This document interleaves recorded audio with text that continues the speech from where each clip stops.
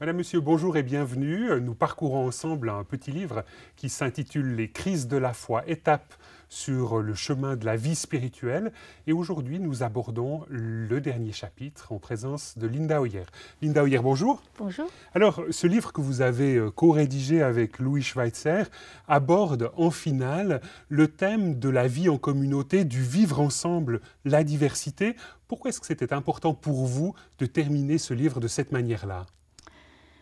Parce qu'on avait parlé de la diversité des phases, et c'est sûr que ce n'est pas toujours facile à vivre dans une communauté, dans la même église. Et puis, sous-jacent, c'est la diversité de spiritualité. Donc, on voulait quand même au moins donner quelques pistes de vivre ensemble et de parler justement de cette diversité. On trouvait que c'était important. Parce que c'est vrai qu'on peut imaginer qu'au vu de ces 5 phases que l'on a parcourues ensemble, il peut être assez difficile d'avoir des lieux communautaires où chacun est véritablement rejoint dans la phase qui est la sienne. C'est sûr, parce que les besoins sont différents, les pièges sont différents. À la limite même, c'est un défi quasi insurmontable. Je ne sais pas si c'est un défi, ça c'est sûr, c'est un défi. Et je trouve que c'est important dans cela d'avoir plusieurs personnes dans une église qui intervient ou qui prêchent ou qui président, qui font les études bibliques. Comme ça, chacun, dans chaque phase, va avoir peut-être quelque chose qui lui corresponde. Alors pour conduire cette réflexion, nous avons choisi un texte biblique qui se trouve dans l'épître de Paul aux Éphésiens au chapitre 4 et nous lirons les 3 premiers versets. Je vous encourage donc, moi, le prisonnier dans le Seigneur, à vous comporter d'une manière digne de l'appel que vous avez reçu, en toute humilité et douceur, avec patience. Supportez-vous les uns les autres dans l'amour, en vous efforçant de conserver l'unité de l'esprit par le lien de la paix. Linda Hoyer, ce texte biblique pose quelques jalons en vue de la pratique d'une véritable communion. Il y a différents mots, moi, qui m'ont frappé, mais vous-même, qu'est-ce qui vous paraît central dans ces 3 versets ? Je trouve qu'il y a, pour moi, personnellement, il y a 2 choses. Il y a ce mot « conserver » ou « garder l'unité ». Pour moi, il ne dit pas « créer l'unité ». L'unité existe. Elle est donnée. Elle est donnée. Et Paul va le dire dans les versets suivants. De 4, il va dire il y a un corps, un seul sauveur, un seul esprit, un seul baptême, une seule espérance. L'unité existe. C'est à nous de le conserver, mais pas de créer quelque chose qui n'existe pas. Donc ça, c'est la première chose. Et puis, c'est surtout après ce mot « humilité ». Pour moi, qui est vraiment une sorte de ressort qui permet la conservation de ce lien, de l'unité, pour de moi, l'esprit, c'est une base de l'unité. Alors, ce qui est intéressant dans votre petit livre, Les crises de la foi, Linda Hoyer, c'est qu'on se rend compte que finalement, les chrétiens sont animés de toutes sortes d'attentes et qu'en tant que responsable de communauté, ce que vous êtes vous-même, il peut s'avérer parfois très difficile de parvenir à maintenir cette unité. Alors, vous avez parlé tout à l'heure de l'humilité, mais est-ce qu'il y aurait d'autres secrets qui permettraient de conserver cette unité de la communauté ? Je trouve que d'abord, le fait de parler des différences, de dire que ces différences, que ce soit de spiritualité ou de phase, mais ces différences sont légitimes, mais même, je dirais plus loin, ils sont nécessaires. Quand l'être humain crée l'unité, il le fait souvent par l'uniformité. C'est ça la tour de Babel, un nom, une tour, un projet, etc. Mais quand Dieu crée l'unité, c'est toujours par la diversité. Et cette diversité est donc nécessaire à l'unité. Donc le fait d'en parler permet quelque part une meilleure gestion de cette diversité. Oui, le fait de comprendre que c'est nécessaire, que j'ai besoin de l'autre, j'ai besoin de la spiritualité de l'autre, ça aide à ouvrir à une certaine unité par la diversité. Alors vous parlez justement de ces diverses phases, mais vous parlez aussi de ces différents types de spiritualité. Et c'est vrai que c'est intéressant de voir dans votre petit livre que vous passez en revue différents auteurs du Nouveau Testament pour nous dire, mais regardez d'un peu près, ils sont chacun animés d'une spiritualité différente. Alors, est-ce qu'en quelques mots, vous pourriez nous expliquer, on pourrait commencer avec l'évangile de Luc, par exemple, ou l'apôtre Paul ? Oui, bah, par exemple, je trouve que c'est surtout les évangiles qui sont frappants. Euh, on prend Luc, par exemple, et si on regarde des récits propres à Luc, qu'on ne trouve pas dans les autres évangiles, on voit que Luc met un accent très fort sur la justice sociale, de proclamer cette libération du plus pauvre, le plus désavantagé de la société. La mission de Jésus chez Luc, en Luc 4, c'est cette proclamation de libération aux pauvres. Et là, si on prend un autre évangile, par exemple l'évangile de Matthieu, quelle serait la spiritualité que véhiculerait un tel évangile? Moi, je trouve qu'il est plutôt dans ce qu'on appelle un courant de sainteté. Matthieu met énormément d'accent sur le fait d'obéir, l'obéissance et des récits propres, hein, comme par exemple dans le Sermon sur la montagne, c'est pas celui qui dit Seigneur, Seigneur, mais celui qui fait la volonté. Ou quand il envoie ses disciples en mission, il ne dit pas enseigner les gens à enseigner aux simplement gens la foi ou ce que Jésus enseignait.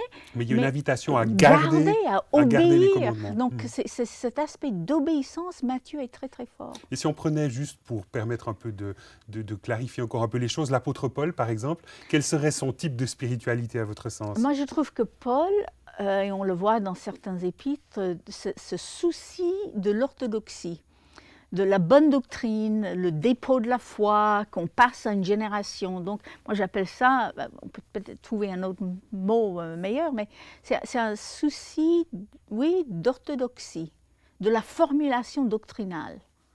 Mais lorsqu'on prend à la fois conscience de la diversité des phases, lorsqu'on prend encore conscience de la différence des spiritualités que véhicule même le Nouveau Testament, donc que véhiculent par conséquent souvent les églises, oui. On se dit que d'avoir un projet communautaire est vraiment un défi, je disais tout à l'heure insurmontable, mais carrément impossible à réaliser, ou bien? Oui, c'est un défi. Non, je ne pense pas que c'est impossible. Et moi, je reviens à cet aspect, c'est nécessaire. Parce que la spiritualité de l'autre va me garder dans les travers de ma propre spiritualité. Prenez quelqu'un qui est vraiment dans la justice sociale, l'action sociale. Donc, qui sera un peu proche de Luc. Oui, c'est ça. Bah, s'il est vraiment là-dedans, je dirais, les pièges, c'est un activisme. C'est de donc dire il aurait besoin, dans votre terminologie, il aurait besoin de lire un peu l'évangile de Jean, c'est ça? Oui, c'est ça. Et d'avoir une spiritualité plus intérieure, plus contemplative, etc.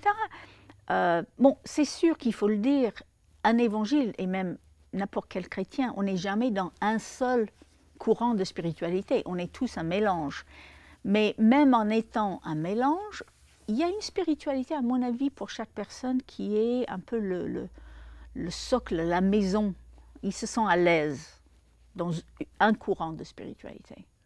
Donc, vous parliez tout à l'heure de cette humilité qu'il importe d'avoir en tant que membre d'une communauté. Vous-même, vous avez eu des responsabilités dans différents lieux, à la fois église et de formation.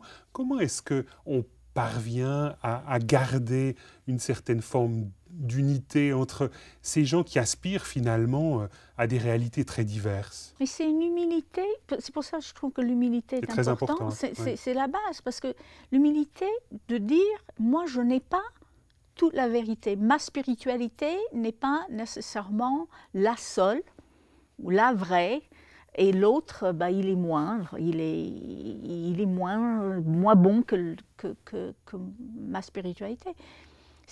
Ou même au niveau doctrinal, de dire je n'ai pas, moi, la vérité dans une petite boîte que je possède. J'ai besoin d'entendre l'autre, j'ai besoin de voir ce que l'autre voit. Cette différence est nécessaire. Et ça c'est un aspect d'humilité. Et vous-même, personnellement, c'est quelque chose que vous avez pu intégrer dans votre vie chrétienne assez facilement? Assez facilement, non. Je pense que l'humilité n'est jamais facile. N'est jamais facile. Mais je pense que j'ai expérimenté la richesse de même si l'autre dans la communauté, il a une manière différente de regarder les choses, c'est cette question, c'est un vieux livre de Kuhlmann. Oscar Kuhlmann, oui, donc oui, un théologien français. Qui enseignait à Bâle pendant très longtemps. C'est l'unité par la diversité. Et lui, il dit souvent, la première question qu'on pose, c'est qu'est-ce qui ne va pas chez l'autre? Où est l'erreur? Et on pose ça comme question. Et il dit, la première question est, qu'est-ce que l'autre voit que je ne vois pas? Qu'est-ce que je peux apprendre de l'autre? Ça ne veut pas dire que je prends tout, mais qu'est-ce qu'il voit que je ne vois pas? Bon, peut-être la deuxième question, où est-ce que là, il y a l'erreur? Mais ce n'est pas la première question à poser. Donc finalement, on entre vraiment dans cette pratique d'une certaine forme d'humilité et quelque part dans cette acceptation, comme le dit le Nouveau Testament, de l'autre comme supérieur à soi-même. Oui, oui. Et de ce fonction de corps, quand Paul parle de la diversité de corps, tout n'est pas le nez ou la main. Hein. On a chacun et on a besoin des autres fonctions. Alors, Linda Hoyer, au travers de ce petit livre, Les crises de la foi, vous nous avez permis de jeter un regard positif sur les crises. Concrètement, qu'est-ce que ça apporte de vivre une crise au niveau de sa foi? S'il fallait en quelques mots résumer les choses. Je dirais la purification. La purification de quoi? De nos désirs. C'est d'aller plus loin dans notre relation en profondeur dans notre relation avec Dieu. Quand on parle de purification des désirs, c'est souvent quand il y a un désir qui est plus, peut-être sur la surface, plus superficiel, quand ce désir n'est pas suivi, dans ce cas-là, on dit, mais quel est mon vrai désir? On pose des questions. Et c'est là, à mon avis, on peut aller plus loin. Si, par exemple, je désire être guéri, si je ne suis pas, est-ce que j'ai un désir qui est plus profond de cela? Je pense que c'est un peu l'exemple de Jésus dans le jardin de Gethsémani. Il demande son désir, c'est que parce que ses coupes, c'est loin de lui. Donc il échappe à la mort. Il échappe à la mort. Et il a pu exprimer ce désir, même en étant conscient qu'il est venu pour cela. Mais il avait la liberté de l'exprimer. Mais c'est là, après, le cheminement, c'est de dire, mais quel est le désir le plus profond? C'est faire la volonté de mon Père. Et c'est souvent par cet aspect, ce désir sur la surface n'est pas exactement satisfait, où on creuse plus profondément. Et là, quelque part, ça vous permet à vous de dire aujourd'hui que finalement, les crises sont un élément important dans la croissance de la foi. Très important. Très important pour aller... souvent, des grands spirituels nous disaient que Dieu veut nous remplir, Dieu veut venir, mais on est plein de choses, et on a des attaches... On a déjà les mains pleines? On a les mains pleines, ou on a la colle sur la main, et les choses restent. Et notre rôle, c'est faire de la place pour Dieu. Linda Hoyer, merci beaucoup de nous avoir conduits dans la réflexion autour de ce chapitre intitulé « Vivre ensemble la diversité », un chapitre que l'on trouve dans le livre « Les crises de la foi » que vous avez co-signé avec Louis Schweitzer. Madame, Monsieur, merci d'être resté fidèle à cette émission. Au revoir et à bientôt.